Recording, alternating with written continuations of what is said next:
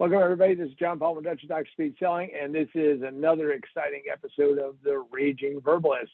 For those, and it's actually number 191, just so if anybody's keeping track. If you are a longtime viewer, welcome back. If you're brand new, you are in for a treat today. We are going to explore some pretty interesting topic. We don't do topics. So anyway, don't do a lot of politics, do a lot of business stuff, do a lot of things that really click into my head. And with me, as always, to stand in for you is the ever lovely Sandra. Sandra, welcome. Hello, how are you doing today? Doing great, other than dealing with some technology fun as we have been dealing with. So I think we have pushed back the gremlins so far. So, all right, what are we talking about today, Sandra? Get us right into this. All right, so we're talking about future-proofing technology. So can you tell us what is the concept of future-proofing? Well, and I wanted to make sure I had the most up-to-date definition, so I went to that stellar source of information, Wikipedia. And Wikipedia says, just so I don't make a mistake, is future-proofing is the process of anticipating the future and developing methods of minimizing the effects of shocks and stresses of future events. And then it goes on to list a whole bunch of industries that supposedly are going to work on future proofing. That's what I say. Future proofing.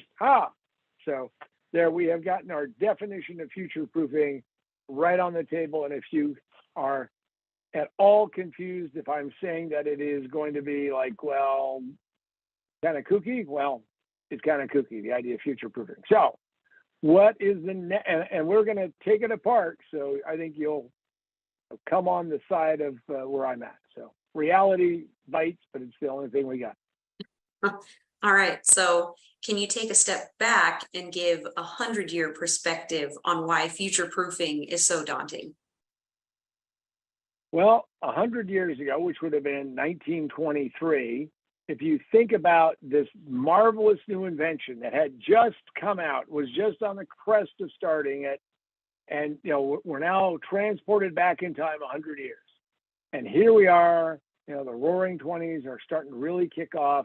And there's this amazing magic box that you can put in your house and it brings the world to you. And it really was a magic box. Now, for those of you who don't know what I'm talking about, that would be called radio. Now, radio started the original broadcast. Just so everybody understands, the original commercial broadcast first started August 31st, 1920. So 103 years ago, almost to the day, they had the first commercial broadcast out of Detroit. But the first commercial radio station didn't happen until a little bit later. And then entertainment broadcasting didn't happen until 1922. The point of it is that by the end of that decade, we were seeing people buying radios like crazy. And in fact, my grandfather in 1927, future-proof, went out and bought what was called an Atwater Kent radio. They were the largest manufacturers of radios in the United States at the time. And he paid an incredible sum of $125, roaring 20s, a waiter making money, chicka chinga chicka ching, and that would be equivalent of like $2,100 today. And bought that radio. By the way, I inherited it from my father, who got it from my grandfather. And I can tell you, it is an AM radio, and it is muy cool. I don't have a place to display it. That's one of the things that I am saddened about. But I can tell you that that's 100 years ago. So how would anybody have known then what we're doing now? Think about how much change has happened. So why didn't they see that? Why didn't they see the future? And 100 years ago, radio was like the wow thing. And it was not, ubiquitous. I mean, if here we are in 1923, and it's only a year that they're having, radio coming out with entertainment. And by the way, none of the movies had sound. Sound wouldn't come about for another few years.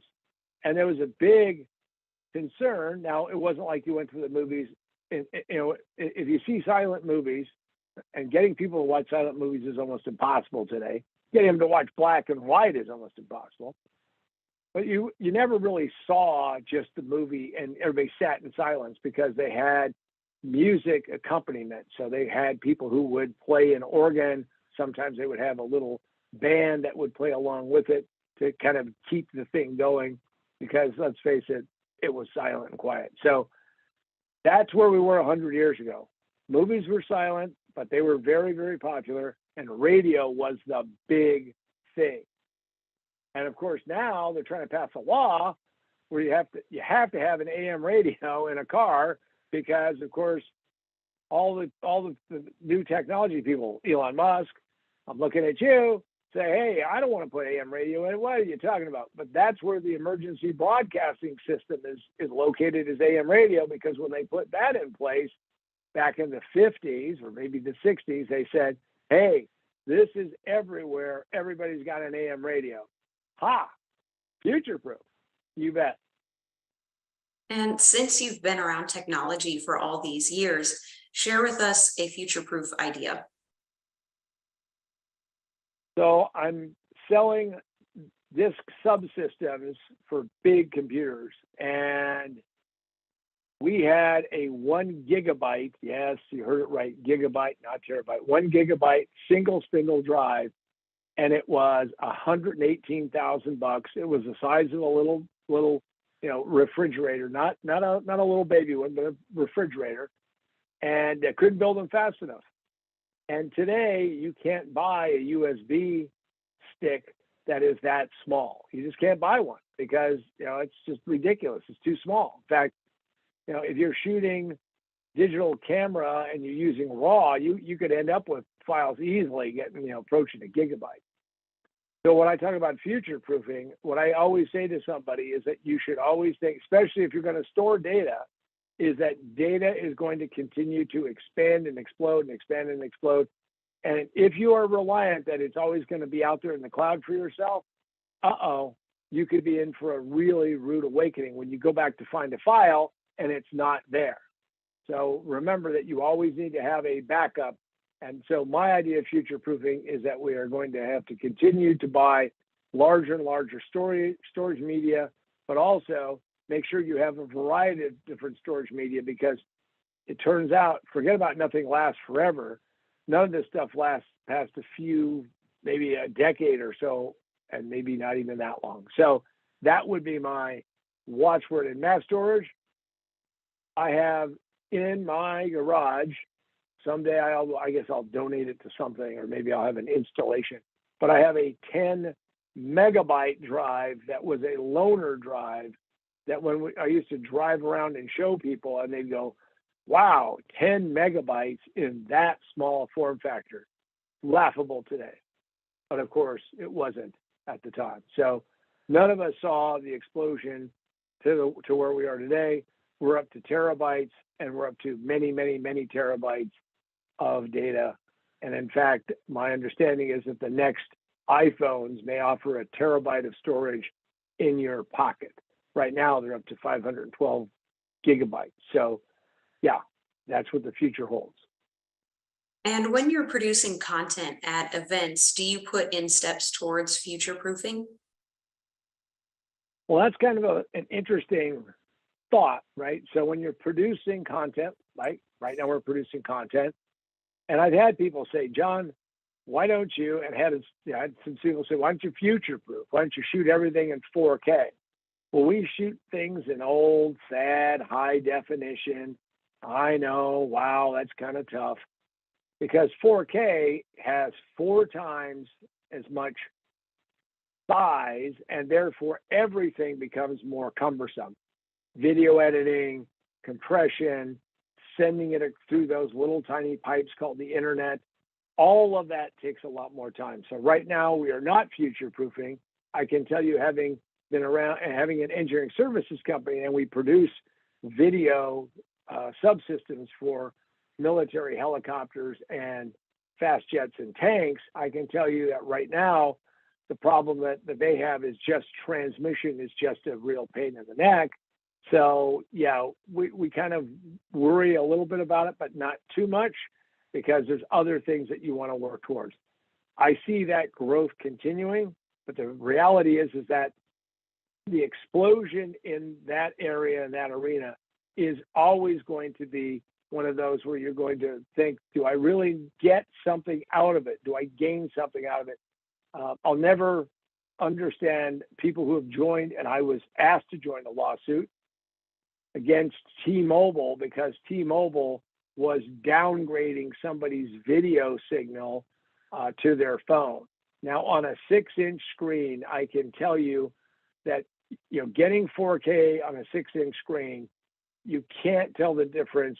I mean, unless you got like a microscope between that and high def, and even if it was 720, I said it's 720, it would be fine. You're going to be good. Besides which, I remember a time, and I know you're going to say, oh my God, this guy's going down, memory lane. Internet was young. They were sending out video that was 16 by 16, well, actually, excuse me, 160 by 160 pixels at 8 frames a second, because anything below 8 frames and it looks just like individual, shots, and that's what it is anyway. So when people are talking about this, they just are out there over the top. Now, if you don't want to be out there and you want to be successful long term, what I'm going to tell you that you need to really seriously think about is going out and making sure that your ideas, your concepts, what you're trying to accomplish are going to have traction in the marketplace. And the best way to do that is go out there and pick up this book. Most businesses fail in the first 5 minutes. It just takes them 3 to 5 years to realize it, position to win. And people actually really do make that mistake in the first 5 minutes. They are out to lunch and they are forever in trouble because of that. And it's available in physical copy, like you just saw me holding. Here, I'll hold it again so you can see it. And you can order that at positiontowinbook.com, positiontowinbook.com. Also, you can go to Amazon, Barnes & Noble, Books A Million, wherever books are sold. And you can also get it every digital way possible, Kindle, Nook, and Apple iBooks. And if you don't want to do that, you can always, so that's that book. If you want to go get the Remote Work for a Better World, you can go pick that up.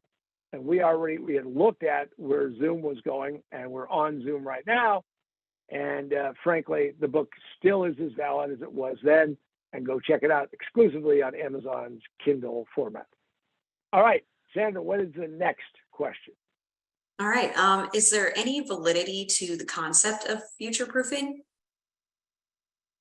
I believe the only way you can actually get use out of this, the way I like to think of it, is that if you learn about the adoption curve, by the way, we cover that in this book. We cover part of the adoption curve.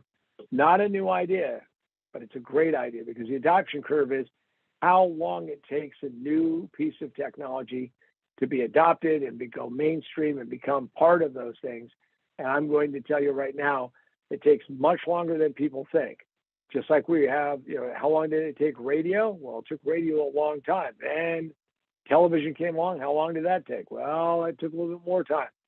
And each successive technology may take less, but they still go through all of the steps of the adoption curve.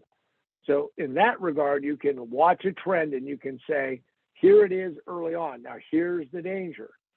Lots of early technology gets snapped up by early adopters, those pioneers, those innovators, those people who say, yep, I really want to go and be on that bleeding edge. And they pick things up just to be disappointed because the technology doesn't make it and crashes and burns. So the validity of the adoption of the future proofing is to look at the adoption curve and say, where are the likely trends? But always remember that the crystal ball is usually a little murky. And that's the challenge of future proofing, which is, how would anybody in 1923 would ever think that in 2023 that we would be watching on our cell phone, sitting there in an airport and watching video streamed to us. That, by the way, that's radio technology when you're doing that. For those of you who don't understand that, cellular phones are a radio. which is why the original cell phone people were like Motorola, a radio company.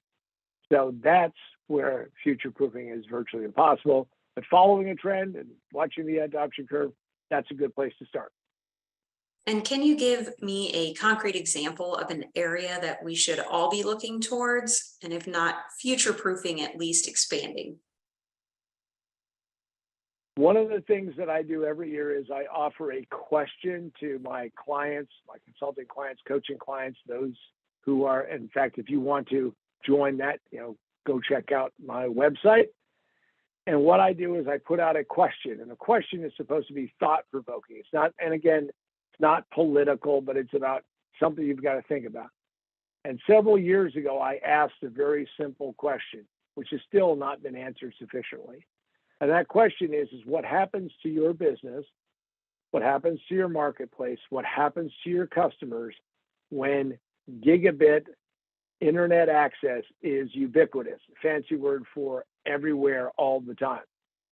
Now, we're not even close to that. In fact, when people say, well, 5G, 5G at best I've seen out walking around is like a couple hundred megabits, they're not bytes, bits per second, which is astonishingly fast for going from 4G.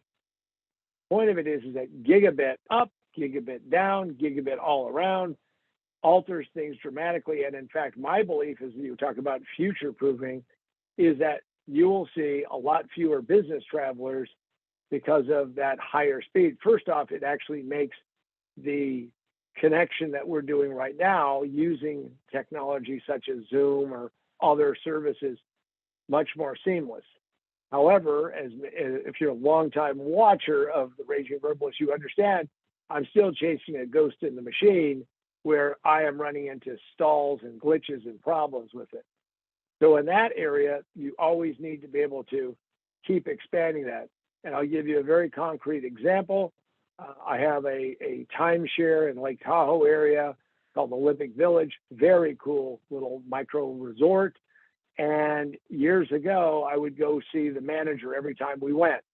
It was, my chance to annoy somebody. I wasn't even getting paid. And I would go in and I would talk to this guy and I'd say, listen, we'll call him Bob. Listen, Bob, what are you going to do to fix the damn Wi-Fi? And Bob, of course, would tell me about these, multi-year plans, like he was some kind of Soviet planner or something. And I would go, you got to understand, you don't plan this thing for a year, because by the time a year goes by, the technology keeps moving. You have to get it through your head that if you're going to ride this wave, you're going to not, because there's no way to really truly future-proof it, is that every single year, every single turn of the wheel, you're going to have to keep thinking about how to expand it and improve it and expand it and improve it and expand it and improve it, because that is the nature of it. So if there's one area that you should always drive to expand and get more bandwidth, and I mean every single one of you, because if you don't, if you're saying, oh, this is okay, I'm all right, this is fine, you are exactly like the people who, as I was growing up, said, I don't need a push button phone, a rotary phone is just fine. Well, you can dial a push button phone like 40 times faster. Well, and now you're sitting all there going, well, push button, what are we talking about? Talking about the march of technology. An area that you should always keep expanding is the size of your pipe, because you don't know how much hindrance there is by not having that capability. That is a positive direction. I wouldn't call it future-proofing, but I would call it being smart enough to always have more capacity than you need. And what trends drive you to think about the future? Well, I like to think about how we have new technologies that show up, and the first thing I do is ask myself, does this solve any real problem that hadn't been solved before?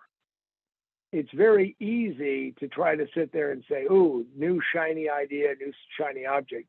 Lots of these ideas are repackaged and reproportioned from what it used to be.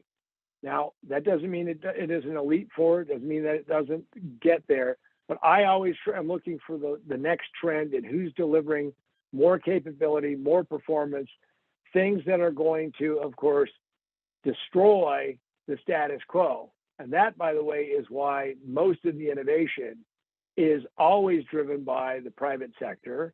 And I will get a little bit political.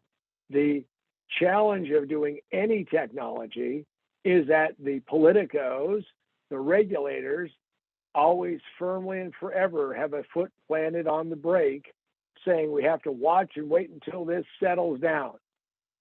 Never going to settle down. Part of future-proofing is finding trends, and this isn't even future-proofing, but finding trends and doing what Peter Drucker said. Trends are going to keep evolving and changing and moving forward. When I find out that people are out there every single day and lack basic productivity tools that are just easy to implement, and I look at clients of mine and say, how in the world can't you see this minor thing that you could do which could improve and fix your productivity, some of your productivity problems? Because that's the whole point of all of these new technologies, is how to improve our experience in our life and expand what we're capable of doing, whatever that might be. And how will AI change the whole concept of future proofing? It's interesting because I have read a lot of articles. I've read a couple books about it. I've watched a lot of videos. Most of the gee whiz, wow part of AI right now misses the point that AI today is always looking back. So if you ask a question of AI that isn't in the model, isn't in all of the data that it's churned over, it doesn't know anything about it. In fact, what it's good at is it's good at taking what has happened already and making it more accessible in different and better ways. So I believe that AI, while it will allow us to build systems and build methodologies and change how we interact with people and change how we get things done, whether it's sending an email or going out and doing some other things, great. Writing some sales copy, great. But I don't believe that it is a future-leaning technology. Not that what it does. What it does is it allows you to more quickly get done what you used to be able to do otherwise. With one warning, make sure that you know that when you're looking at something, you've got it and you're doing it right and it makes sense. Do not make the mistake that people have made for many years with technology, which is they assume that the technology, the tool, AI as a tool, actually knew what our desired outcome is. Map out what your outcome is going to be and then use that capability to your best effect. Hopefully what I've done is convince you today in our brief time together that future proofing is a folly, and it is a folly because it is based upon the misconception that somehow, some way, we can look out across the expanse of the universe or down the street and know what the future truly holds for us. We will get to that, assuming we live that long. We will get there, and things will continue to change and happen. When I first started speaking, I used to ask a very simple question. I would hold up my cell phone, and as I was holding up my cell phone, I would say, how many of you understand that there are more people on this planet who have never made a call than have made a call?